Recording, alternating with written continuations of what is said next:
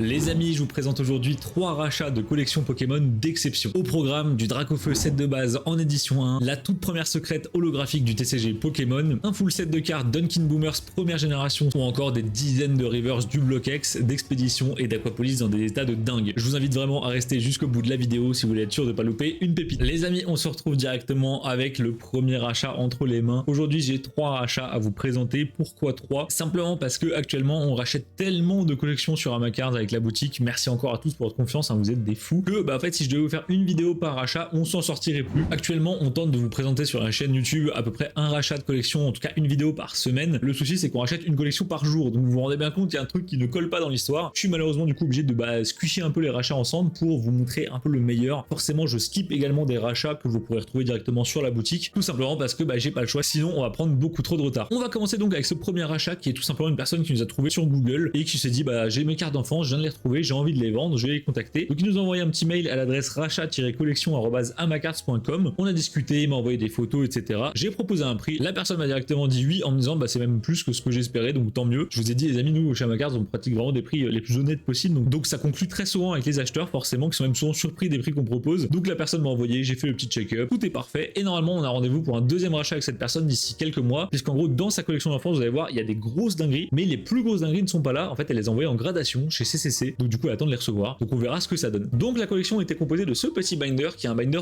officiel du set de base qui est sorti à l'époque, je crois que c'était fait par Ultra Pro et qui existe également en plus grand format, donc en 3x3, mais qui est beaucoup moins commun il me semble. Donc on récupère très souvent ce genre de binder sur le shop et en plus ça se revend très bien, donc nous ça nous arrange honnêtement. Dedans vous avez que de la pépite Wizard, vous allez halluciner quand vous allez voir ce qu'il y a dans ce tout petit binder tellement il y a de valeur concentrée dedans. On commence avec une première page plutôt tranquille avec un petit peu de roquette, du set de base un peu en pagaille et une carte de fossile en onglet en édition 1. Je vous avoue que quand j'ai vu ça en photo dans mes mails, là je me suis dit bon ok, pour l'instant ça commence sur du classique. Là on commence déjà à monter de niveau. On a un petit Mewtwo du set de base donc en holographique avec la petite aura rouge autour du Pokémon, juste magnifique. Et il faut savoir que ça c'est vraiment un classeur d'enfance que la personne a retrouvé dans son grenier globalement, donc aucune carte est sleeve, ou en tout cas la plupart ne sont pas sleeve. Certaines le sont, certaines Zolo le sont, d'autres ne le sont pas. C'est plutôt bien conservé honnêtement, c'est un classeur assez typique d'une collection retrouvée dans un grenier, je vous avoue. Une petite rare de Jungle en édition 1, ça c'est très sympa. Alors elle est en sale état, vous voyez les bords sont bien blanchis, mais pour le coup une rare en édition 1 c'est toujours très cool, qui d'ailleurs est faite par Arita, assez étonnant. Le petit Nidoking du set de base qui du coup est de type plante dans ce set, hein. Aujourd'hui Nidoking il est plutôt représenté type poison, type ténèbres, etc. À l'époque il était de type plante, qui lui est en super état, donc ça fait plaisir. C'est une de mes Zolo favorites je pense du set de base. Le Tignon 70 PV, le fameux référence à Inoxtag, très emblématique mais vraiment pas dingue pour le coup, et le petit Maconier obscur en rare. Vous allez voir que vraiment ça correspond pile poil à des ouvertures de la personne. Il y a en fait 3 fois plus de rares que de Zolo, ce qui est le ratio normal, et du coup toutes les rares sont dedans, et ça c'est super cool parce qu'autant les Zolo pour les trouver ça se fait plutôt bien, autant les rares ça peut vite être très chiant sur du Wizard. Donc pareil, un petit Aéromite en rare qui vient d'une ouverture, le Magnéton obscur, ça c'est un truc que je trouve très chiant à partir de Jungle, donc Jungle, Fossile, Rocket, etc. Les cartes existent à la fois en holo et en rare, mais c'est les mêmes illustrations. Par exemple ce Magnéton a une version holo qui existe, ce Nosferalto également. Alors c'est très cool de récupérer les rares, hein, mais du coup ça perd un peu de sa saveur. Le set est 2 fois plus petit en fait techniquement en termes d'illustration, donc bon voilà, on dort un peu en les voyant, mais ça fait toujours plaisir. Le petit Aquali holo du deck Jungle Aqua Jet avec le Spiruli qui est magnifiquement bien placé. Pour moi c'est le Aquali qui ressemble le moins à Aquali que j'ai jamais vu. Pourtant c'est fait par Imeno, ce qui est assez dingue, mais vraiment c'est une catastrophe. On dirait un chat rat bizarre, enfin y a rien qui va. Pourquoi il a un museau, enfin juste les gars, faut pas se poser trop de questions. Wizard c'est Wizard. On continue avec un petit tartare du set de base, pareil en bon état, et vous l'avez sûrement vu passer, la toute première carte secrète du TCG Pokémon, c'est le Raichu obscur de Team Rocket, et si vous regardez c'est donc la 83 sur 82, et vous allez me dire mais Arnaud, de toute façon le Japon ils ont toujours 5 ans d'avance, donc la secrète elle est sûrement sortie chez eux une série avant, 2 années avant. Pas du tout les amis, là c'est une première mondiale pour le coup si je peux le dire, c'est que Raichu obscur en japonais il a été mis dans Neo Discovery. Alors je ne me demande pas pourquoi, ça n'a pas de rapport, je ne comprends pas non plus, ce qui fait qu'on a eu la première secrète avant le Japon, ce qui est un truc de fou puisque ça n'arrive jamais normalement. Et encore une fois Spiruli magnifiquement bien placé, c'est illustré par Arita évidemment pour illustrer la première secrète, qui d'autre. L'illustration est juste folle, je trouve le Raichu super bien présenté, on dirait même qu'il est un peu shiny, je suis pas certain qu'il le soit honnêtement. Vous avez une quantité et une densité holographique qui est juste absolument folle. Alors celui-ci est complètement plié, vous le voyez, c'est quand même, ça reste quand même correct pour une carte de ce calibre là. Faut savoir qu'une carte comme ça les amis, même dans un état flingué, on est très rapidement au-delà des 300-400 euros. Une carte mint comme ça c'est plusieurs milliers d'euros. En Edin je vous en parle même pas, personnellement j'en ai jamais vu, donc voilà, je suis déjà super content de la récupérer pour vous dans cet état là, puisque moi je l'ai déjà en sortie de booster, donc celle-là elle finira directement sur le shop. On reprend les pages de Coenco avec 2 petites évolutions en type obscur, enfin même 3 j'allais dire, je la voyais pas, désolé, j'avais le micro devant les yeux. Donc la Voltali en type obscur là, le petit starter, là c'est vraiment une page un peu banger, c'est que des évolutions, du starter évolué ou un petit mini Draco en roquette, ça c'est vraiment très joli. On reprend avec un peu de rare, avec cette Rafflesia de jungle qui est juste immonde, pour moi c'est une des cartes les plus moches de tout Pokémon, le Draco obscur qui est juste une masterclass, le gros Kachu, le Pikachu à gros joues de jungle qu'on a tous connu à l'époque et qui est ultra emblématique aujourd'hui, vous le voyez globalement à peu près partout, vous le voyez encore partout aujourd'hui, que ce soit via des références dans le TCG aujourd'hui, que ce soit dans Pokémon Pocket ou quoi, on le voit partout, ce Pikachu qui est très mignon. Machopper obscur qui est une carte que j'avais eu dans mon enfance et que je trouvais absolument impressionnante pour le coup, c'est un Machopper vraiment bien vénère, le concept de Pokémon obscur je trouvais très sympa, et de le Pokémon lumineux aussi, malheureusement ça n'a pas duré très longtemps, et le Psychoquack qu'il ne faut pas confondre avec le Psychoquack Blackstar qui lui est introuvable. Encore une fois une page un petit peu lambda, du starter, du obscur, un autre starter, du rocket, en veux-tu en voilà. Là vous allez voir, voilà, il y a une grosse passe de Coenco et là vous vous dites mais Arnaud pourquoi t'as acheté slow, c'est pas une dinguerie non plus monumentale, enfin là voilà c'est beaucoup de Coenco. Certes il y a un petit starter en aidant du set de base qui se balade là dans un état pitoyable, ok il y a peut-être le Dragonite avec l'erreur de traduction dans le titre qui est juste incroyable parce que la carte est française, elle s'appelle Dragonite et c'est une Black Star promo, il y a des petits Zarbi ok, mais en fait le lourd il arrive juste après les amis, il est perdu 2 pages plus loin et en fait dans le classeur la personne l'a rempli au fur et à mesure de ses ouvertures. Vous voyez au début c'est du set de base, ensuite c'est set de base jungle, ensuite jungle fossile, ensuite rocket fossile, ensuite que rocket et là on passe sur les néo. Vous voyez Néo Gen, Néo Révélation, là on arrive sur Néo Disque et les holos vont commencer à arriver juste ici. Quand j'ai vu cette page dans le rachat, je me suis dit on va se régaler. On va se régaler les amis. Donc je vais prendre dans l'ordre. On commence avec un petit Kotovol holo de Néo Révélation qui est une carte, en fait elle n'est pas si prisée, c'est surtout qu'elle est compliquée à trouver. Alors me demandez pas spécialement pourquoi, j'ai pas la réponse à cette question. Elle est compliquée à trouver je pense parce qu'à l'époque tout le monde Kotovol en avait globalement rien à foutre et donc tout le monde a dû les balancer. Donc 2 Kotovol qui font un petit bonhomme de neige, je la trouve très pipou et l'état pareil est assez dingue pour une carte de cette époque qu'on voit pas souvent. La petite Hippowa qui il me semble est une carte de deck je crois. En deck il me semble que vous avez un Kotovol, un Hippowa, je suis pas certain, corrigez-moi en commentaire, n'hésitez pas, mais c'est en tout cas c'est une carte qu'on croise très souvent et qui coûte très peu cher, d'où le fait que je pense qu'elle vienne d'un deck. Un petit Faramp qui est je pense la pire élue de Faramp du monde, les gars il a un problème je pense le Faramp, c'est quoi cette coupe de cheveux là, donc c'est une catastrophe, mais pareil ça fait toujours plaisir d'avoir un peu de Néo et ça reste une carte quand même assez emblématique. Un petit Magnéti en rare qui est une holo qui existe dans Néo Disque, imaginez vous ouvrez un booster Néo Disque, vous tirez ça, vraiment envie de mourir. Le Zarbi en holo qui est une de mes cartes favorites de Neo Discovery. Les gars si vous suivez la chaîne assidûment, les lives et que vous me connaissez un petit peu, je suis un grand fan de Deoxys et un grand fan de Zarbi. Voilà, j'aime bien un peu le délire là, un peu alien, extraterrestre, un peu mystérieux, ça me parle vraiment bien. Caverne aux Zarbi là, la cave aux Zarbi dans Pokémon m'a vraiment marqué. Donc les Zarbi j'adore et cette carte en holo, pareil c'est une galère pour la trouver. Alors vous voyez elle est un petit peu pliée au milieu, mais ça reste assez léger et surtout qu'est-ce qu'elle est belle quoi. Et le Zarbi est du coup dans la fameuse caverne aux Zarbi de la 2G qui est juste somptueuse. On continue avec encore une fois une rare, à ne pas sous-estimer, je vous ai dit les rares dures à trouver surtout sur du Neo Discovery. En bon état ça chiffre assez vite, vous avez des rares qui atteignent sans problème les 20€ en état pas dingue. Et voilà, le Entei qui est juste là. Si on enlève Mentali, Noctali, etc., les énormes Pokémon qui coûtent une fortune, je pense que ce Entei pour moi c'est la carte de Neo en général, de toutes les séries Neo confondues, si on enlève, évidemment si on compte pas les shiny, mais ce Entei je le trouve dingue. C'est également le Entei qui est sur la display Neo Rêve en japonais, juste le Spiruli magnifiquement bien placé. Le fond avec,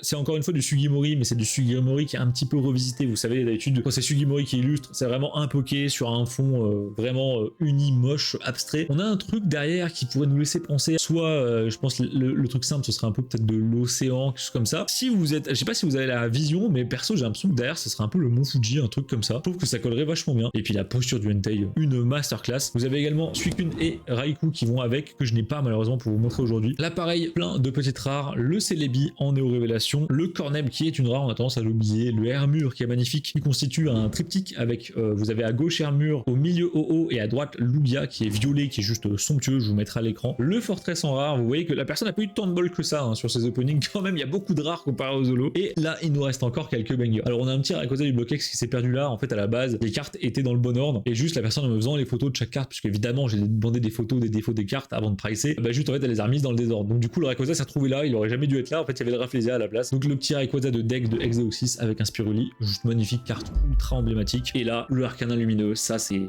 quelque chose. Ça c'est quelque chose. Alors je trouve que l'Arcanin a une drôle de tronche, c'est fait par Nishida, donc une artiste qui est très appréciée, c'est un style un peu très kawaii, très doux, très japonais en fait. Donc vous voyez il est ultra fluff, puis Arcanin c'est un Pokémon tellement apprécié, c'est une sorte de faux légendaire, faut savoir qu'à la base Arcanin devait être un légendaire, puis après ils se sont ravisés en mettant du coup il me semble les oiseaux à la place, mais juste, la carte est magnifique. La carte est absolument magnifique. Je me souviens encore d'avoir trade cette carte, alors c'était en 2021 je crois, je l'avais trade en valeur équivalente, je crois que je l'avais trade à quelque chose comme 125 € en état excellent. C'est ridicule aujourd'hui, je pense qu'en état explosé, elle en vaut déjà 2 fois voire 3 fois ça. Juste dinguerie de récupérer ça, c'est que la 3e fois que je la vois dans ma vie. Vu le nombre de rachats qu'on fait avec Amakars, vous vous rendrez bien compte que c'est vraiment pas courant. Le petit Suicune en rare, pareil, de Néo Révélation, pas grand fan de cette illu, je vous avoue. Je sais pas si vous aurez la ref, mais je trouve que ça fait un peu Kirikou comme illustration. Je suis vraiment pas fan. Et la Rafflesia, alors quelle immondice, elle est dégueulasse. Le Rafflesia qui chose du 58, là on n'en peut plus. Mais bah ça reste du expédition, ça reste complexe à trouver. S'il y a toujours des gens intéressés par ça, notamment moi, je suis un gros fan d'expédition, c'est une de mes séries favorites, donc ça fait toujours plaisir. Derrière on a des petites énergies, quelques petites douceurs encore une fois qui se sont perdues, un magnéton du set de base, rien à dire au spécial, un Kabutops qui a fait la guerre du Vietnam, pareil, rien à dire au spécial, ça partira sur le shop mais ça fera 1 €, je sais pas, 5 ou 10 € honnêtement. Le petit Dratak du Dragon qui est juste dingue mais qui n'a rien à faire là. Et encore du poulet les amis, ça ne s'arrête pas. Dites-vous que tout ça est concentré dans un petit binder de 140 cartes, c'est vraiment lunaire. Donc on a un Groudon en anglais, mais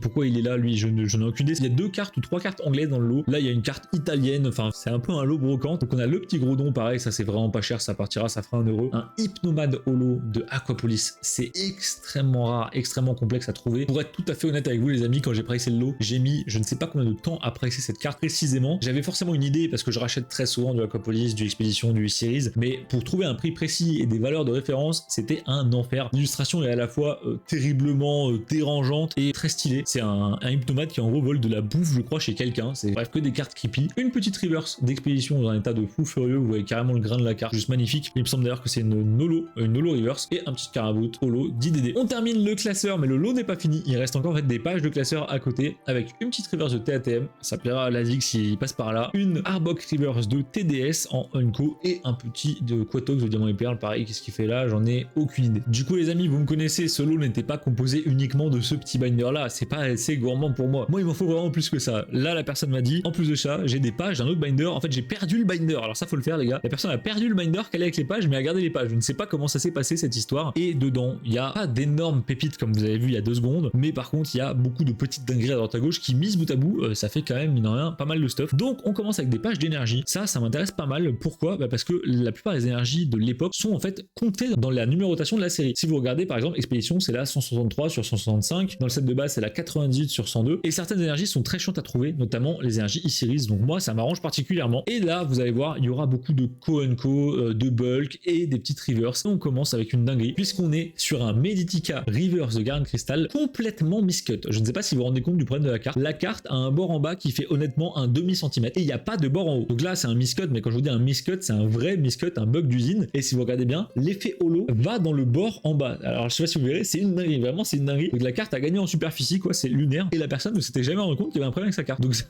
moi je lui ai dit mais attends, elle a un problème ta Meditica. Il me dit ah bon? Et je lui ai dit mais je sais pas, regarde là, enfin il y a gros, comment tu peux louper ça? Et effectivement il avait jamais fait gaffe, la carte est complètement miscut, donc ça je vais la garder. Donc moi j'ai un binder dans ma collection personnelle où je réunis toutes les miscuts que je peux trouver, que je peux acheter, que je récupère dans des trades, que j'ouvre, etc. Et celle-ci ça va être vraiment un super ajout. Et si vous êtes observateur, vous vous rendez compte que certaines pochettes de la page ont en fait plusieurs cartes dedans. Là il y en a vraiment quasiment une dizaine je pense. C'est quand il y a des doublons, donc c'est à dire que là-dedans je risque de me retrouver avec plein de bulk et on n'est pas à l'abri que derrière une petite carte de merde comme ce Germignon il y ait une grosse dinguerie. Mais ça on le verra dans la deuxième partie de la vidéo. On enchaîne toujours avec des énergies, mais cette fois-ci avec pas mal d'énergie reverse. Donc toutes les énergies de Emerald globalement, je crois qu'il en manque une. Donc la psy, la électrique, la combat et la eau, toujours des énergies E-Series. Et là pareil, la personne nous a continué une page d'énergie. Moi je trouve ça magnifique, je suis un gros connaisseur d'énergie. Et là les amis, je compte sur vous en commentaire, les connaisseurs si vous êtes là. Il y a que ceux qui connaissent vraiment bien le bloc Wizard qui vont savoir de quoi je parle. Il y a quelque chose sur cette page qui est inhabituel, pas courant, que très peu de gens savent. Je vous laisse 3 secondes pour tenter de me marquer en commentaire où est le truc bizarre dans cette page. Qu'est-ce qui cloche? Qu'est-ce qui n'est vraiment pas courant? On va passer d'abord sur ce petit Brazegali. Brazegali Holo Reverse d'Ex Emerald. Et malheureusement il est démoli, hein, mais ça fait toujours son petit effet. Voilà, ça fait toujours son petit effet. En plus c'est une illustration qui est ultra emblématique. Moi personnellement je l'adore, donc ça fait toujours plaisir de le voir. Un petit Kurgrex, pareil, illustration très cool de Légende oubliée. C'est pas ma série de cœur du tout, mais faut avouer que les ex sont plutôt sympas. Alors il a encore fait la guerre, hein, mais c'est pas bien grave. Les amis, le truc bizarre dans cette page, c'est ce Porygon. Pourquoi il est étrange? Si vous regardez ce Porygon, il est numéroté 103A sur 147. Au lieu d'être juste 103 sur 147, il est 103A, ce qui laisse supposer qu'il y a un 103B. Et il y a effectivement un 103B, vous êtes perspicace. Pourquoi cette carte est en 103A et en 103B? En fait, les cartes e-reader, donc les cartes Expédition, Aquapolis et aux US, notamment Skyridge, qui ont des gros bords comme ça jaunes, vous voyez, ces bords, ils ont des sortes de petits traits comme ça. En fait, ça, c'était des cartes, des bandes magnétiques qui étaient incrustées dans les cartes et vous pouviez les utiliser sur un accessoire qui se branchait, je crois, sur la Game Boy. Ça s'appelait un e-reader. e-reader, donc littéralement lecture numérique si on peut traduire ça. Et en gros, vous prenez votre carte comme une CB, vous la scannez dans l'accessoire. Effectivement, ça démolit vos cartes. C'est pas pour rien que les cartes Expédition et Aquapolis sont plus solides que les autres. C'était aussi pour éviter que les gens les one-shot en les passant dans la machine. Et ça vous donnait des bonus en jeu, ça vous affichait des anecdotes à l'écran sur le Pokémon sur la carte, plein de choses comme ça. Et pourquoi Porygon a deux cartes? C'est parce que les deux cartes ne donnent pas le même bonus. Alors je ne sais pas pourquoi ces Pokémon-là ont ce truc-là, mais il y a, je crois, 2 ou 3 Pokémon qui ont cet effet-là. Je crois qu'il y a un soporifique et il y a ce fameux Porygon. Et donc vous pouvez avoir des choses différentes dans le jeu. Je sais pas quoi, je vous mettrai à l'écran en montage si je retrouve pourquoi ils ont choisi ça. Ça, j'ai pas l'anecdote en tête, mais c'est un truc que peu de gens savent et c'est quand même assez intéressant de se dire, putain, c'est la 103A et il y a souvent une des deux qui est beaucoup plus chiante à trouver que l'autre. Je sais plus laquelle c'est. Je crois que c'est la B, il me semble, notamment sur le soporifique qui est très chiante à avoir. Et personnellement, du coup, dans mon Master 7, ça m'a absolument tout cassé parce que du coup, vous avez une Porygon en 103A, vous avez une Porygon 103B, vous avez les Porygon 103A Reverse. Enfin, c'est le bordel. Vraiment, c'est un bordel monstrueux. Et donc, ça fait 4 versions de la même carte. On continue, des Koenko du bloc X, assez classique, un petit Kémorse en holo de TATM qui est plutôt sympa avec un Spirulix par contre qui est super bien détaillé. Je suis pas un grand fan de TATM, mais il y a des cartes quand même qui sont assez sympas, notamment par exemple le Rhinocorn que je trouve très très beau aussi. Là, on arrive avec pas mal de petites pépites, des reverse, d'expédition en français et dans un état qui est absolument dinguissime. L'état est super bon, les rayures que vous voyez sont sur la pochette en fait. Et bah les cartes e-series en reverse, c'est extrêmement dur à trouver en français. C'est vraiment très très dur. Je pense que la plupart des gens qui voient la vidéo ne se rendront juste pas compte. Les amis, une reverse expédition dans un état merdique, vraiment explosé, vous êtes jamais en dessous de 10 €. Voilà, vraiment la moindre carte sera à plus de 10 balles. Dès qu'on passe sur des cartes en bon état, vous êtes directement à plusieurs dizaines d'euros. Sur des starters, je vous en parle même pas, ça me choquerait pas qu'un air bizarre en super état soit à 50 balles ou je ne sais pas. C'est vraiment n'importe quoi, mais ça c'est parce que c'est un set de dégénérés. Pour compléter les e-series, les amis, il faut vraiment le vouloir. En parlant de compléter, les amis, je pense que parmi vous, il y en a certains qui aimeraient bien continuer d'avancer leur e-series. Voilà une page de Koenko d'expédition. Vous avez le petit Mini-Draco, Magikarp, un Tauros qui est juste très stylé, un Fantominus, le Bizarre un peu en mode 1K Maya que j'adore. Et pourquoi il y a une carte de Ténèbres Embrasées, j'en ai aucune idée. Ça c'est des cartes que vraiment on rêve de voir tous les jours, je les trouve magnifiques pour le coup. Et là je peux directement vous dire que la personne a ouvert un deck. Pourquoi? Déjà par l'énorme présence de trainer et surtout parce que la potion je l'ai en je ne sais pas combien d'exemplaires, ce qui est ultra caractéristique des decks de l'époque. Je crois qu'il y en a au moins 5 si je me trompe pas. Donc c'était dans les decks, je sais plus lequel c'était, c'est dans un des decks expédition qui est pas commun du tout pour le coup. Je crois que c'est un deck à la Kazam qui a ça dedans. Donc encore une fois pas mal de bulk de e-series qui va se retrouver sur le shop. On passe sur un petit peu de bloc X avec notamment ce Poussifeu que je trouve magnifique de X-Dragon qui moi personnellement me fait penser beaucoup à la jaquette de Pokémon Donjon Mystère Équipe de Secours Rouge et où il y a un petit Poussifeu dessus avec un bandana rouge qui est trop mignon et le petit Libégon en rare de X-Dragon que je trouve absolument insane. Et derrière pareil quelques petits Pokémon à droite à gauche sans plus. Cette Mélopée on l'a récupéré dans un rachat il y a quelques semaines, vous l'avez sûrement vu sur la chaîne. Un petit Evoli de Tempête de Sable, le Craquenois qui regarde vous savez la galaxie dans le désert de Pokémon Ruby, juste magnifique. On repasse sur encore une fois du e-series avec beaucoup de Koenko. Je crois qu'il n'y a pas trop de rares dans le lot honnêtement. Et par contre ce qui est intéressant c'est alors le Reptincelle, même s'il a une tête de Golemon, je sais pas ce qui lui est arrivé. C'est Komiya ça, non? Oui c'est Komiya évidemment, c'est trop dérangé pour être quelqu'un de psychologiquement stable. Et moi surtout ce qui m'intéresse c'est le petit Osley qui jongle avec les os qui est vraiment trop mignon bordel. On dirait que c'est fait par Nishida mais non c'est fait par Harada. Et surtout derrière le Pikachu qui est là, qui est ultra recherché. C'est un des Pikachu les plus appréciés du Wizard. Et j'ai l'impression d'ailleurs qu'il y en a deux, je vais vérifier ça tout de suite avec vous, mais je crois qu'il y en a deux derrière. Et il y en a bien deux. Et donc ça fait vraiment plaisir parce que c'était pas prévu dans le lot. La personne m'a pas dit qu'il y avait des cartes en double. Du coup je les récupère gratuitement. Donc écoutez pourquoi pas. Hein. Derrière on a des petits starters, Kaiminus, Hérissandre, le retour du Bulbizarre qui prie les dieux 1K. Et on a encore du e-series les amis, ça ne s'arrête plus. Il y a que ça, c'est une dinguerie. Donc là il y a rien de spécial. Je cherche quand même s'il n'y a pas une petite rare dans le tas. La Arbok par exemple, voilà. La Arbok est bien une rare. Je vous disais une Arbok en Unco ça me paraîtrait un petit peu douteux. Et je crois que là on va terminer bientôt les e-series avec une petite reverse. Donc l'entretien de Léo qui est complètement arraché, elle a été pliée en deux. Le petit Carapuce pareil qui est assez recherché pour le coup, toujours les starters forcément, les illustrations sont très sympas sur cette série. Et on arrive à l'avant-dernière page de Solo, mine de rien, ça fait 30 minutes que je tourne, donc encore une fois un Bulbizarre, il y a deux Bulbizarres dans la série. Je sais pas lequel je préfère, dites-moi en commentaire, vous préférez le Bulbizarre à fleurs ou le Bulbizarre 1K, moi je crois que je suis plutôt team 1K. Meganium qui est très sympa, qui a vraiment une vibe pour le coup de dinosaure, là on dirait un Diplodocus vu comment il se tient, qui est une rare. Le petit Rafflesia qui est une rare, et si vous avez la mémoire pas trop courte les amis, on l'a déjà vu tout à l'heure sur Rafflesia, c'est le Rafflesia Holo qu'on a vu dans le premier classeur, qui du coup existe aussi en rare, et ça c'est vraiment très très chiant. Pareil pour ce Tortank qui est une rare juste horrible, un petit Shonibot Reverse de X-Dragon et le Typhlosion obèse, vraiment c'est un cauchemar ce truc. Et derrière on a encore quelques Koenko. On est donc sur la dernière page avec du coup un troisième Pikachu, ça pareil ça fera des heureux, des petits starters en rab, et on va terminer voilà sur un Germignon, Carapuce et un petit Salamèche. Et d'ailleurs ces cartes me font beaucoup penser vous savez aux promos McDo qui sont numérotées je crois sur 1000, qui sont sorties en japonais à l'époque. Mais alors c'est pas les mêmes exactement, mais celle-ci j'ai l'impression que c'est quasiment la même à pas grand chose près. Ça se trouve je pense que j'hallucine complètement, mais en tout cas c'est des élus qui sont ultra pipou. Bon voilà les amis pour cette première collection, j'espère qu'elle vous a plu, n'hésitez pas à me dire ce que vous en avez pensé en commentaire sous la vidéo. On va attaquer du coup avec une deuxième collection qui elle est un peu du même genre, mais elle est plus concentrée, il y a beaucoup moins de bulles, de co. C'est une collection qui a commencé d'une part de cadeaux que la personne m'a fait, merci infiniment à elle, elle se reconnaîtra si elle passe par là, et également de gros bangers. Je vais juste prendre 2 minutes pour vous raconter le contexte parce qu'il est vraiment assez lunaire. En gros, un jour, comme quasiment tous les jours chez Amacard, je traite les demandes de rachat de collection. Encore une fois par mail, quelqu'un qui me dit ah bah je cherche justement à vendre ma collection d'enfance que j'ai retrouvée il y a quelques jours au grenier, et pile poil bam, je vois un TikTok d'Amacard passer sur mon feed et qui dit bah voilà, on rachète des collections, blablabla. Donc la personne nous envoie un mail, toujours rachat-collection@amacards.com, et elle me dit alors voilà, j'ai retrouvé ma collection et dedans il y a le fameux Dracofeu édition 1 du set de base. Il n'y a pas de photo, et souvent quand on nous dit le fameux Dracofeu édition 1 du set de base, en fait c'est de l'édition 2. Les gens pensent que c'est édition 1 parce que c'est des gros bords jaunes. Effectivement, c'est les premières éditions de Pokémon, mais c'est pas la première édition de Dracofeu. Et donc les gens confondent souvent. Et je dis toujours, bah, envoyez-moi une photo, et je dis à la personne, bah voilà, envoyez-moi des photos et je check ça demain et je vous fais une offre. Voilà. Et dans le mail, la personne a été super sympa. Elle m'a mis le listing détaillé de chaque carte, genre le nom de la carte, le numéro de la carte, la quantité qu'elle avait et l'édition des cartes. Et en fait, moi, comme un con, j'ai lu en diagonale parce qu'on reçoit tellement de demandes de rachat que au premier abord, je lis pour voir si c'est sérieux. Donc moi, je dis voilà, carte première édition, bah, 4 potions x 4, coquillas x 2, machin. Et donc je lis, et à un moment il y a Dracofeu holographique et x1. Et moi je me dis, il est juste en dessous d'une carte aide 2, donc c'est bien de l'aide 2, la personne s'est juste gourée dans ce qu'elle m'a dit, c'est pas grave. Et en fait non, elle était collée à la mention édition 1, je ne l'ai même pas vue, je sais pas comment j'ai fait. Et donc cette Dracofeu les amis, elle était bien en édition 1. La personne avait bien raison, c'était pas faussement de l'aide 1, c'était pas la première édition, c'était vraiment de l'aide 1. Juste j'ai été un golemon, j'ai mal lu, donc je me suis excusé auprès de la personne. Et donc là du coup on a commencé à discuter très sérieusement parce que là c'est pas du tout les mêmes sommes en jeu que sur une édition 2 quoi. Ce drac vaut au moins 2 si c'est pas 3 fois le prix de son équivalent en édition 2. Et il y avait d'autres cartes dans le lot, mais honnêtement les autres cartes je les ai pricées vraiment vite fait sur l'historique de rachat qu'on a fait dans les dernières semaines. Ça allait déterminer 95% de la valeur du lot, le reste ne valait pas grand chose à côté. Donc on s'est mis d'accord sur ça, on s'est mis d'accord pour le reste. La personne ultra sympa, et en gros ce qui se passe c'est que donc, cette personne a retrouvé ses cartes avec sa femme, et sa femme, le temps que la personne me contacte et discute avec moi, les a mises en vente sur Vinted à genre 10 000 €, et elle est en mode bah faites-moi des offres et dites-moi combien ça vaut parce que moi j'y connais rien. Et il y a quelqu'un qui est venu voir la personne et qui lui a dit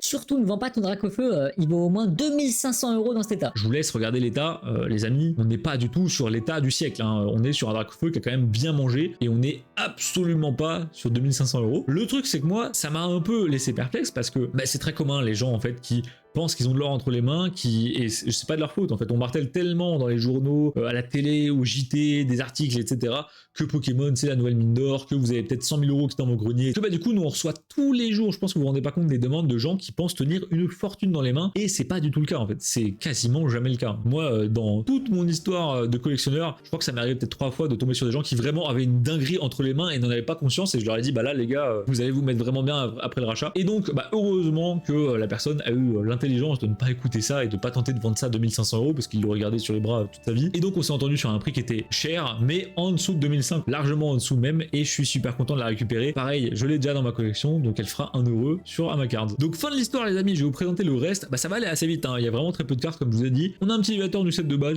classico qu'on n'avait pas vu dans le lot d'avant, un Maconieur qui est donc la seule holographique du set de base qui n'existe qu'en aide 1, donc pas d'aide 2. Donc pour le Master 7 c'est giga chiant, autant vous le dire. Donc qui vient du deck Nouvelle Aventure qui est incroyable. Perso j'adore la spirale en fond comme ça. Bon c'est du Sugimori, hein, mais ça c'est une carte tellement emblématique qu'on peut pas la renier. Et derrière non pas un mais 2 magnétons en aide 1. Alors pourquoi la personne en a 2?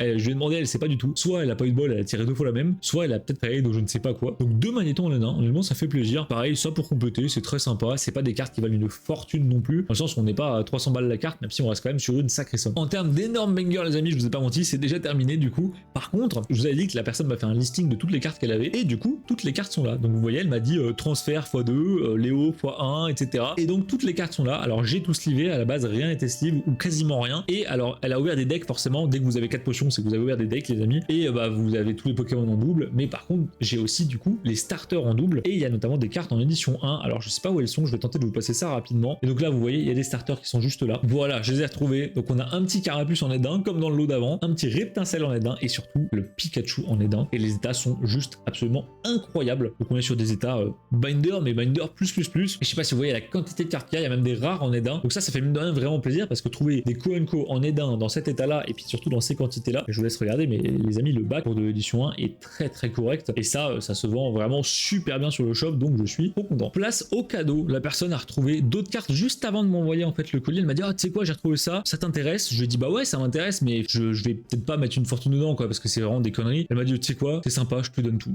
Elle m'a offert ses cartes, donc merci infiniment. Donc on a récupéré quelques tops en anglais, malheureusement, en français c'est toujours un peu plus intéressant. Moi, ce qui m'intéresse surtout dedans, c'est les tops qui sont brillants, donc on appelle les tops chrome, qui vont venir un petit peu après dans le lot et qui, eux, pour le coup, sont quand même, mine de rien, assez chiants à trouver parce que vous en avez un par booster à l'époque. Donc en gros, c'est un peu l'équivalent d'une holo, vous voyez. Donc celle-là, elle brille un petit peu, le foil est un peu mat, un peu sélectif. Et moi, je trouve ça super sympa. Donc dommage qu'elles soient en anglais, donc ça va compléter les trous de mon binder, mais je vais pas les garder au long terme forcément, donc elles finiront tôt ou tard sur le shop. Et ça, alors ça, j'ai pas compris ce que c'était. La personne m'a dit, ouais, j'ai retrouvé des cartes trop bizarres japonaises, je te les mets avec, tu me diras ce que c'est. J'ai pas spécialement cherché parce que j'ai pas eu le temps. Si quelqu'un dans les commentaires s'y connaît, je suis sûr que quelqu'un saura me dire ce que c'est. Donc c'est Pocket Monsters Anime Collections. Et ça a l'air d'être des toutes petites cartes qui étaient distribuées en promo d'un truc, mais alors j'arrive pas trop à comprendre quoi. Est-ce que c'est par exemple en t'abonnant à des magazines? Est-ce que c'est en achetant des VHS? Je sais pas trop, je vous cache pas, j'ai pas la réponse là-dessus. Et il y en a une paire, et mine de rien, elles sont plutôt sympas. Ce qui me fait dire que ça a sûrement un rapport avec les VHS, l'animé, des films au cinéma, des DVD, c'est que c'est tout le temps des screens de l'animé. Donc, il y a forcément un lien. Si quelqu'un en commentaire le sait, dites-le moi, mais il y a vraiment des cartes qui sont très jolies pour le coup. Les amis, on passe au troisième et dernier achat de cette vidéo. Mine de rien, 3 rachats en un, je pense que vous avez été servi aujourd'hui. Ça, c'est un rachat pareil qui est un petit peu particulier parce que il a été plus fait pour compléter ma collection personnelle que pour le shop, je vous le cache pas. C'est quelqu'un qui m'a contacté, qui s'appelle Valentin, et qui m'a dit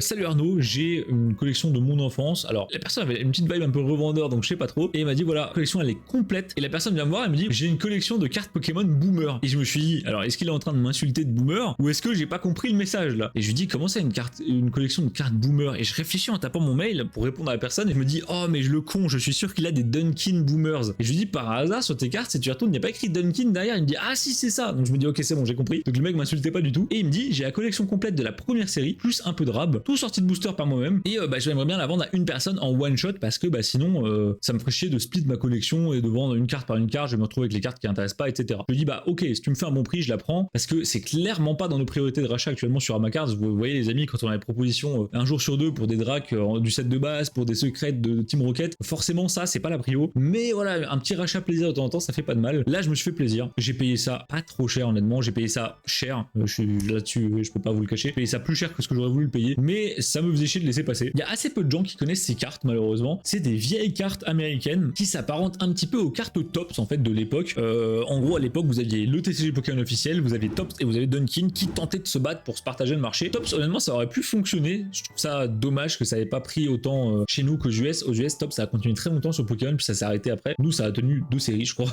ou 2 séries et demie. Et Dunkin pareil ça a rien tenu. Je crois qu'il y a eu 3 séries. C'est con. Dunkin honnêtement c'est en dessous de Top je trouve mais c'est quand même sympa. Et surtout je trouve que la puissance de Dunkin c'est quand vous les avez toutes réunies avec les bords blancs plus larges en bas qu'en haut. Je trouve qu'il y a vraiment une grosse vibe carte de sport un peu vintage, tout ce qui est baseball, football américain des États-Unis que je trouve super cool. Donc le set est complet. J'ai les 150 premiers Pokémon, il manque le Mew évidemment. Donc vous avez les 3 starters qui sont avec leurs évolutions et regardez, les cartes sont quasiment toutes mint de chez Mint, sorties de booster. Je tente de vous montrer ça comme je peux. Ça fait vraiment plaisir. Ça fait vraiment plaisir de les voir dans cet état-là parce que souvent ces cartes-là, je vous cache pas que j'en ai dans des rachats. La plupart du temps, on me les offre parce que vraiment les cartes sont flinguées. Je dis à la personne honnêtement, ça je le paierai pas. Garde-les, j'en veux pas. Et en fait, ils finissent par les offrir parce qu'ils en veulent pas non plus. Je l'adore, le Pikachu, il est vraiment très mignon. Ou alors je les récupère en brocante et je les paye entre 1 et 10 centimes l'unité. 30 centimes si c'est des bons Pokémon et que j'ai envie de me donner un peu, mais ça va pas plus loin parce que c'est vraiment des sprites de Pokémon foutus sur un fond coloré et qui a été pris sur Google Images. C'est pas la dinguerie du siècle, on va dire, mais c'est quand même un élément assez intéressant, je trouve, de Pokémon. Ça représente pas mal le marché vintage des années fin 90, début 2000. Et vous voyez, il y a des sprites pas possibles. Regardez-moi ce Rakaillou, il est dégueulasse. Ça, les amis, c'est littéralement la posture du Machopper set de base. Je vous le mettrai à côté au montage. C'est le Maconieur en édition 1 que je vous ai montré tout à l'heure en holographique. C'est le même. Les cartes sont les mêmes. C'est les mêmes sprites. Tout est pareil. C'est le Alakazamolo du set de base. Ça, c'est le Kadabra. C'est les mêmes sprites qui ont été utilisés pour faire les Dunkin, pour faire les Tops, pour faire le set de base. Donc en fait, c'est vraiment une question de DA. Comment on présente le Pokémon. Et à l'époque, on faisait pas trop mieux que ça, malheureusement. Mais je vous avoue qu'en Binder, dites-moi ce que vous en pensez en commentaire. Je suis curieux s'il y a des fans de Dunkin ou juste des gens qui apprécient. Moi, j'aime plutôt bien. Je trouve que ça passe bien. Après, je mettrai pas une fortune dedans, voilà, pour compléter. Je vais être honnête avec vous, j'ai payé ça quelques centaines d'euros. Je suis d'accord que ça fait assez cher, mais en fait, aux US, c'est assez recherché, mine de rien, parce qu'ils sont très nostalgiques des trucs vintage comme ça. Ils aiment beaucoup les trucs comme ça, les vieux jouets Hasbro, etc. Et des full sets comme ça se vend entre 400 et 500 balles. Ça me paraît monstrueux, hein, mais c'est la réalité du marché. J'ai vu ça il y a pas longtemps. Donc là, on a passé les évolutions qui sont juste en bas et derrière, on a du coup les fossiles, les Pokémon légendaires et le Mewtwo qui est la carte la plus recherchée forcément avec les starters et le Dracolos. Et derrière, la personne m'a dit, c'est quoi, t'es sympa, pour 20 balles de plus, je te donne tout mon rab avec. Et donc, il m'a filé, alors il manque le Mew, ça me fait chier, je sais pas pourquoi il est pas là. Et vous voyez, c'est pour ça qu'il m'a dit, ouais, c'est des cartes boomer, parce qu'en fait, il y a écrit boomer à l'arrière. Et en fait, il a pas regardé, c'est des Dunkin boomer, et lui, il m'a juste dit boomer, et là, c'est là que j'ai compris. Et donc, il m'a filé du coup tout ce qui lui restait avec son début de set 2G, donc très sympa. Et il y a des foils sur la 2G, et une fois qu'on rajoute le foil, je vous avoue que là, ça a beaucoup plus de charme. Je vois le délire de faire un minder que de foil. Alors, ça pète un peu les yeux, hein, c'est un foil un peu à l'ancienne, quoi. Je trouve ça très sympa avec les foils comme ça. Dites-moi ce que vous en pensez. Et je trouve que ça change vraiment tout parce que ça ajoute vraiment de la profondeur à l'illustration. Faut savoir que c'est des cartes qui n'existent pas en français, ce qui se faisait beaucoup à l'époque, que ce soit sur certaines séries de la mine card, que ce soit sur des tops, que ce soit sur ça, d'écrire les noms en fait dans plein de langues. Donc là, par exemple, vous avez Marip, donc le nom en anglais, Voltilam, ça doit être le nom en italien, je pense, et What, donc le nom en français. Il mettait plusieurs langues, comme ça, il se faisait pas chier sur la même carte et il pouvait le vendre dans différents pays. Et encore une page, du coup, de foil. Et surtout, moi, ce qui m'intéresse, les amis, c'est le Lugia. Et alors, malheureusement, lui n'est pas foil, mais le OO, il l'est. Et ça, c'est une carte qui est très chiante à trouver en bon état. Là, elle est en super état pour le coup. Elle est pas mint, mais elle est en super état. Et on est sur une carte qui vaut plus de 10 € la carte. Donc, dès que vous touchez au légendaire, au starter, ça vaut une fortune. Et il faut savoir que moi, ces cartes-là, je les collectionne. En fait, je fais tout Pokémon, le Pokémon normal, le TCG qu'on connaît, mais je fais également tout ce qui est annexe. Je fais tout ce qui est la mine cards, notamment, j'adore les mine cards, tout ce qui est les cracks, les wasps, les Dunkin, les tops, je fais tout en fait. Et les Dunkin, bah, c'est vraiment chiant à trouver en fait.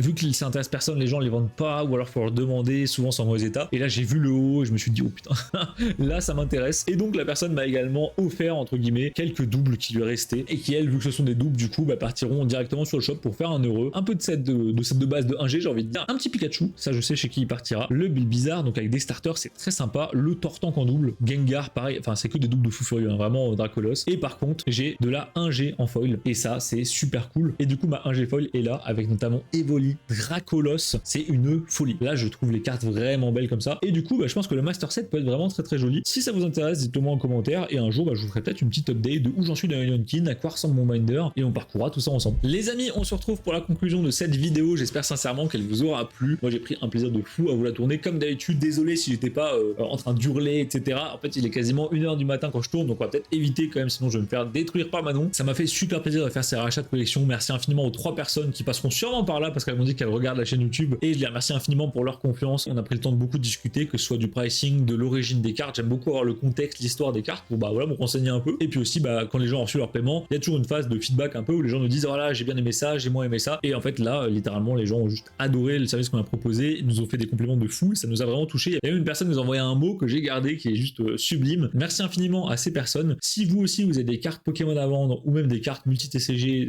une collection d'enfance que vous avez retrouvée, vous voulez vendre du Lorcana, du Magic, bref, n'hésitez pas à nous envoyer un petit MP, que ce soit sur Instagram, sur Discord ou un mail sur rachat-collection@amacards.com. Les amis, on rachète à de très bons prix. On vous répond très rapidement. Vous aurez une offre de rachat juste et proportionnée sous 2 jours ouvrés. Donc c'est globalement imbattable. Donc si ça vous tente, n'hésitez pas. Si vous avez aimé la vidéo, les amis, n'hésitez pas à mettre un petit pouce bleu, un commentaire. Moi, je vous dis à la semaine prochaine. C'était Arnaud pour Amacards. Ciao!